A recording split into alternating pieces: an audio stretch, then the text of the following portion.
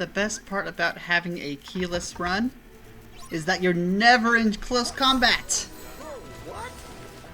So you can just hang out away from this horse until it's done for. And yes, I know I'm skipping a lot.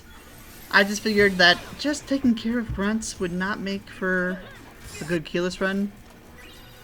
And I didn't record any cutscenes. I just really wanted to be safe about demonetization. So, yep. Cast Blizzard. You now have Blizzaza. That's really good. However, in order to really take effect of it, you have to be very careful with your ethers and or have Ratatouille's food.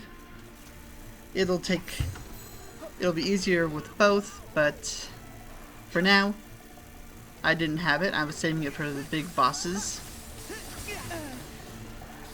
Yeah, like I said, you're rarely in close range combat, so if any enemy has a close range revenge or reprisal, you are never in range for it. And again, Goofy Bombardier to the rescue. Thank you so much to Goof. The next difficult battle here was these nobodies.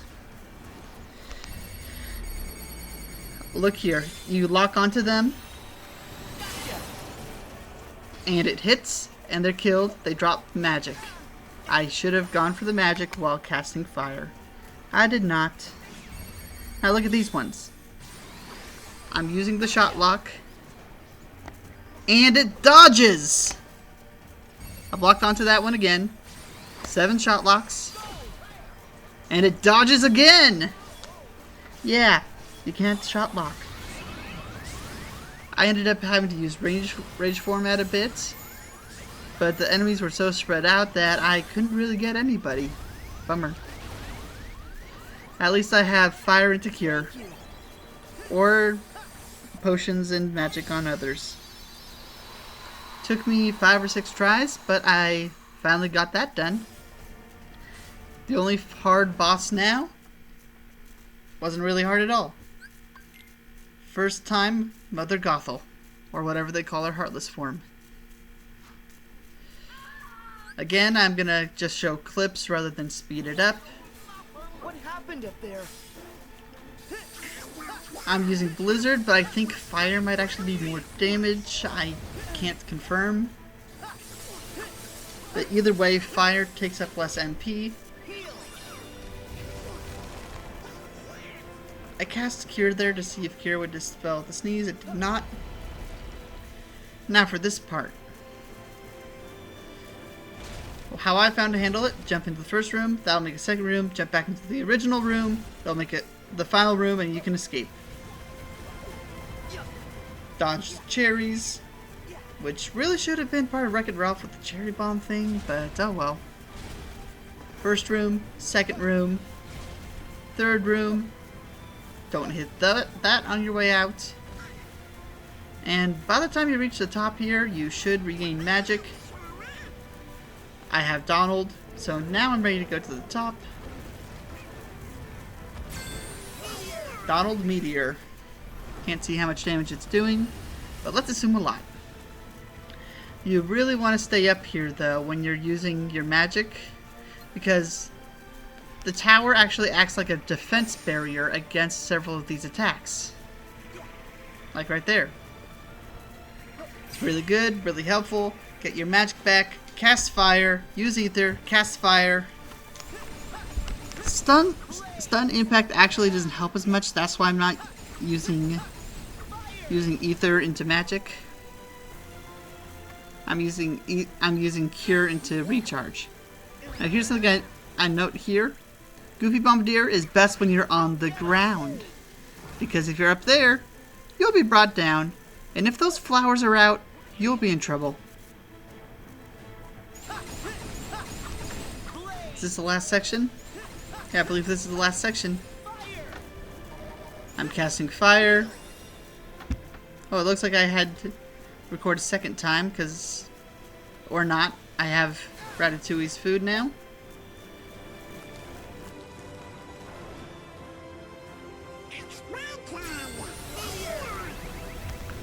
And Donald Meteor for the finish. It is sometime during this world here in Monsters Inc. that you'll get an item that raises AP by 30.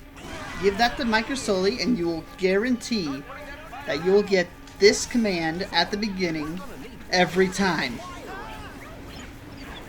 Now, while your allies are focusing on the enemies, you put out the fires. You can lock onto enemies while doing this. I learned this in other parts, but when you lock onto an enemy and cast fire, you'll put out the fire, you'll deal damage, and you'll get MP back. Really helpful, really useful.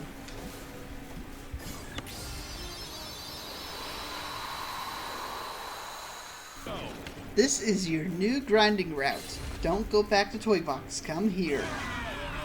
Because this combo attack, it's really good.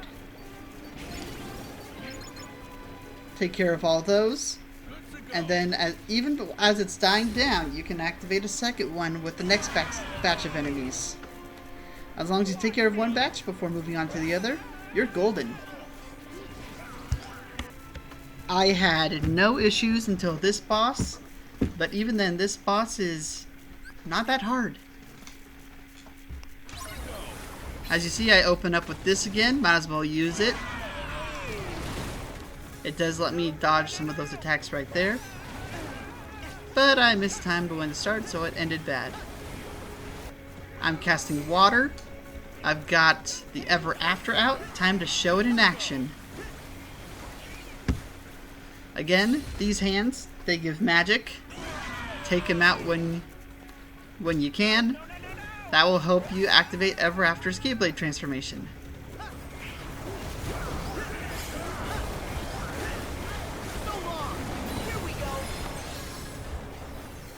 Here it is. Dodge 2 or 4 times. And then you can use this to pellet him with a bunch of shots that are not part of the Keyblade.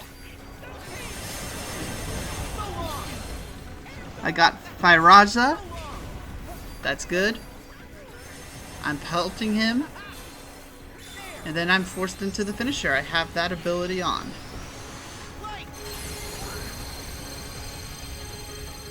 This finisher is better for fields that have a lot of enemies, like right here. If you can use the finisher here, do it.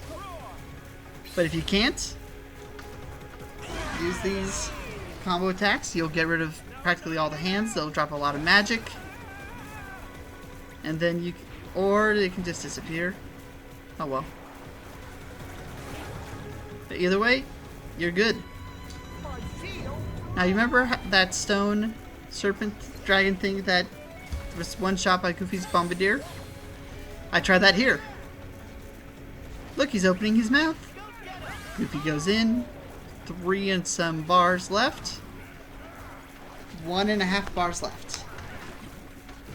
Really good. Use it. Use magic. Use water if you can. That'll get the double hit. Avoid the storms. Fighting those is kind of annoying. And fire for the finish since it's more damage faster than water. I have only this recording from Frozen's world of Arendelle. Because literally, you take that item off Soli. You go through with fire. And you just sweep everything. It is so easy. Then you get Marshmallow, and you give the item to Marshmallow.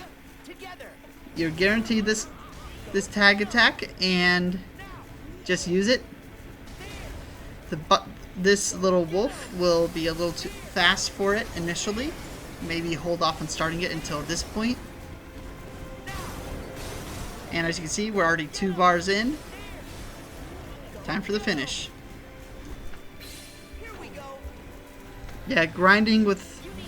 This is another new grinding spot when you're ready, because you can deal a lot of damage with Marshmallow.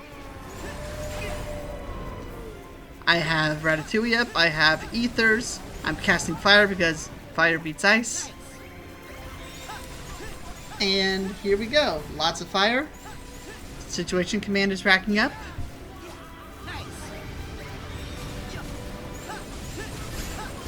go. I decided to finish off my magic. I cast Firaga. And I believe this next part I do not deal directly damage with the Keyblade because he's covering himself with this orb. He is still inside it. So you can hit this orb and technically not hit him. He gets damaged when it shatters, and he might get damaged when he falls, but he's fine. Here's where you want Ever After. I think you have to get rid of these wolf heads in order to do the block. If you don't do the block, then you'll take a lot of damage for your entire team. Sub-Zero Impact. This I do not consider an asterisk because we've already proven that the wolf is inside the sphere. It is not the sphere itself. And since you block, it shatters, and it appears to take damage with the shattering. And from the fall, you are safe. You can do this. So once you're done with this area, grind it out. Marshmallow will be very helpful. Do it. Just grind here.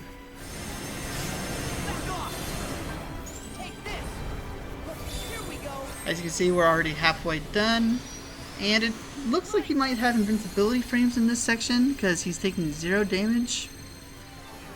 Oh well. By the time that you're done with Ever After's transformation, magic has recovered. Use fire. Use an ether. Use more fire, build it up. You definitely want to get Ever After's transformation again before Icefall begins. Donald had Flare, take out the wolf heads, hit the wolf. You got fire again, got the transformation. And he goes again. At this point the battle is repetitive, you know what to do, cycle through Fire and Ever After, and you will have the win. Relatively easy, relatively fast, a bit tedious, and you've completed about half of the worlds in the game. Grind here with Marshmallow. See you next world.